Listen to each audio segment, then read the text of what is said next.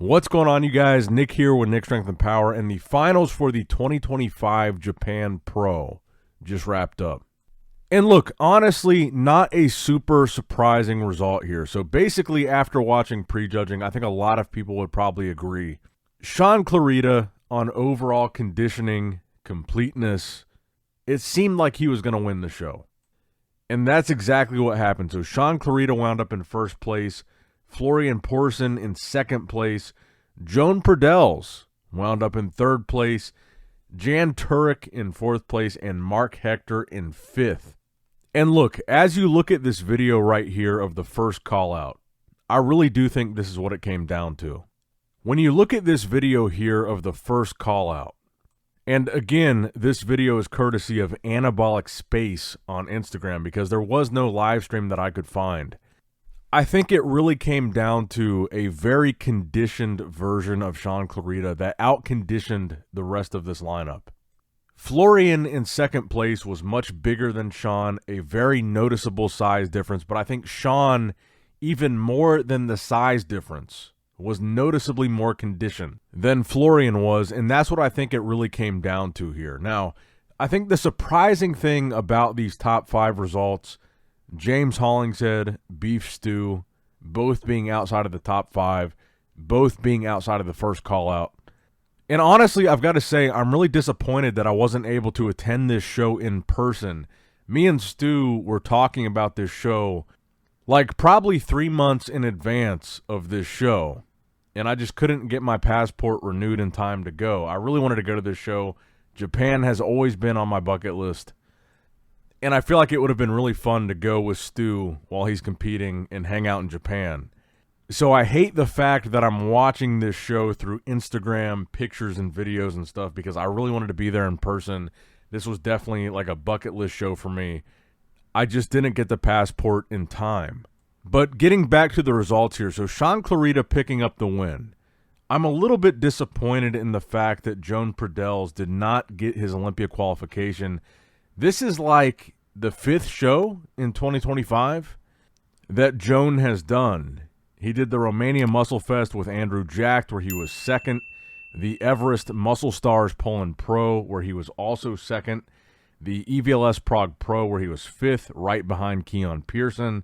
And the British Grand Prix, where he was top three in third place. This one being his second third place finish of the year. And his fifth professional show without an Olympia qualification in 2025. So you got to take your hat off to Joan. He's been competing all year. And again, when you look at this video, Joan is the guy, 2 guys over from Shaun Clarida in the navy blue trunks. And I think the criticism of Joan that we've seen throughout the competitive season up until this point remains the same here at this Japan show. The condition, especially through the back, the glutes, the hamstrings, the detail in his back, the mid to lower lats, that really seems to be what's holding Joan Pradells back. And again, that's what I think led Shaun Clarida to winning this show. Even over Joan, even over Florian, even over Jan Turek, was just the condition. Head to toe, very complete, and just head to toe, a very conditioned look for Shaun Clarida. I think this was a very comparable look to the 212 Olympia look that Shaun brought, and I think this was a much better look than the Mexico show that Shaun placed third in behind Regan Grimes, Antonio Burton. And I think had he brought a look comparable to this, to the Mexico show, Shaun may have won or been top 2 in Mexico. I think this was a pretty significant improvement for Shaun. But now I think you have Joan in that always a bridesmaid, never a bride situation, that Quint Beastwood situation from 2025. Like I said earlier, this is 5 pro shows in a row that Joan has been, really talked about a lot. Top 2, top 3, first call out, top 5 shows in a row.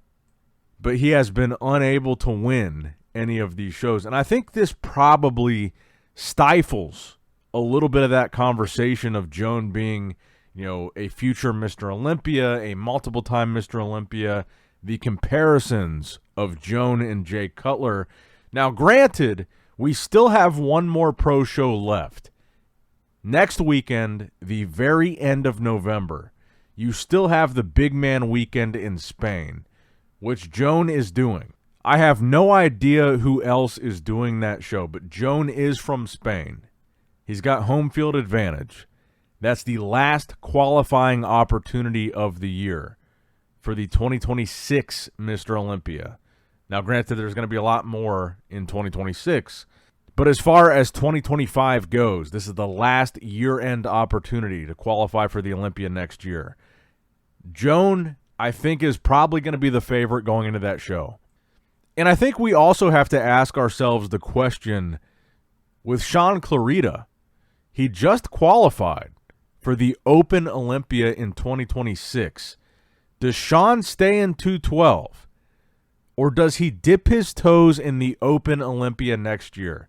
He is officially qualified for the Open Olympia 2026. That's what I'm interested to see.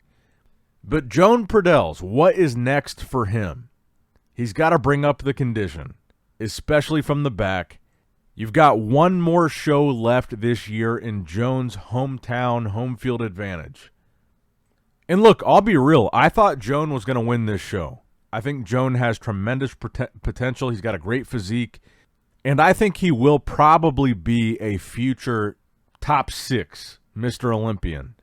I think saying that he's a multiple-time Mr. Olympia champ in the future might be a bit of a stretch.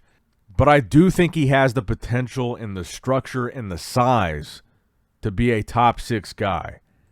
But I think the question is, if he goes to Spain and he loses in Spain again, 6 shows in a row, are we still having that conversation where here, all credit to Florian, who is second place here. I didn't have Florian in my top 3. I don't know how many other people even had Florian in the conversation for the win. But he was second here, and he beat Joan, who had an incredible year. And to be completely honest, I think that Florian gave Shaun Clarida a run for his money here. But I kind of wonder, are we being hopelessly optimistic with the Joan Pradells future predictions when 6 shows in a row, granted 2 of them he was runner-up, but not being able to win half a dozen pro shows? Are we being a little bit premature with the future Mr. Olympia champ, future multiple-time Mr. Olympia champ, comparisons to Jay Cutler-esque predictions? Are we getting a little bit ahead of the curve here? Because I think context is important, and when you go back to the Olympia this year, Regan Grimes was 14th place. Shaun Clarida at that Mexico show after the Olympia, Shaun got beaten by Regan and also Tonio Burton. Tonio was 8th at the Olympia. Regan was 14th. At the Mexico Pro, Tonio won. Regan was 2nd, and Shaun was 3rd. So we're talking about at the Open Olympia this year, Shaun was behind Regan in Mexico, and Shaun beat Joan with a guy in between them, being Florian. So the question is, what does Joan need to do to win a show, to qualify for the Olympia? And if he does qualify for the Olympia, where does he land?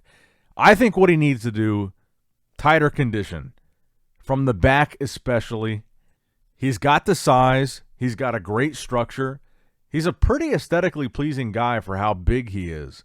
But I think the condition needs to come up, and if he does that, I think he can win Spain. But keep in mind, he did just get beaten by a guy that got beaten by Regan Grimes at the Mexico show, Antonio Burton, and he also got beaten by Florian, who has never qualified for the Olympia. And again, no disrespect to Florian here, because Florian looked amazing.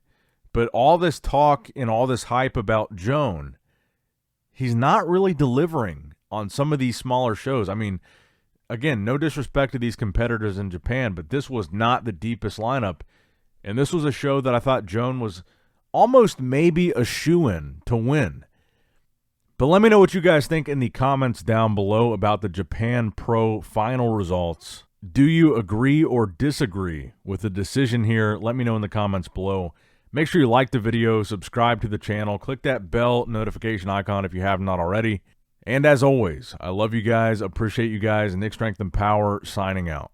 All right, guys, don't forget to click that like button and subscribe to this channel if you enjoy the content. Also, check out my Instagram at Nick Strength Power, my Facebook page, which is simply Nick Strength and Power, my secondary YouTube channel, Nick Strength and Vlogs, for vlogs and bonus content that you will not see on this channel. And consider subscribing to my third YouTube channel, Nick Strength and Pokemon, which is all things Pokemon and trading card games, completely unrelated to this channel. So if you're into that, give that one a look. And all links to merchandise and social media will be in the description box below. If you guys want a Nick Strength and Power t-shirt, that will be in the Shopify link below. Have a great day.